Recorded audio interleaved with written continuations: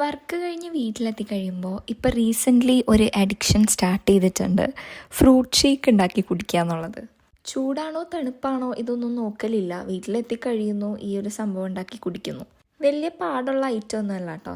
Just 3 ഇൻഗ്രീഡിയൻസിൻ്റെ കാര്യമേ ഉള്ളൂ. കുറച്ച് തണ്ണിമത്തൻ, പിന്നെ പാല്, പിന്നെ മിൽക്ക് മെയ്ഡ്.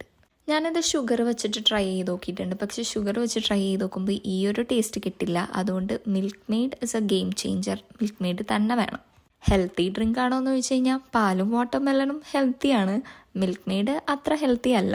ഈ 3 ഐറ്റംസും ബ്ലെൻഡറിലിടുക, ഒന്ന് ബ്ലെൻഡ് ചെയ്തെടുക്കുക, അപ്പോൾ തന്നെ ഡ്രിങ്ക് റെഡിയായി.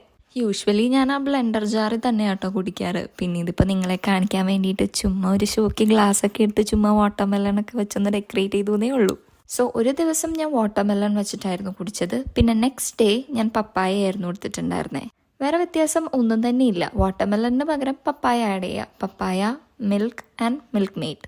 അപ്പോൾ ഈ വീഡിയോ ഷൂട്ട് ചെയ്യുന്ന ടൈമിൽ അന്നൊരു മഴയുള്ള ഡേ ആയിരുന്നു. അതുകൊണ്ട് തന്നെ രാത്രി ഞാൻ കുറച്ച് മാഗി ഉണ്ടാക്കി കഴിക്കാമെന്ന് വിചാരിച്ചു. ആക്ച്വലി ഞാനല്ല കേട്ടോ ഉണ്ടാക്കിയത്, അമ്മയാണ് ഉണ്ടാക്കി തന്നത്. അതിൻ്റെ കൂടെ ഒരു പപ്പായ ഫ്രൂട്ട് ഷേക്കും.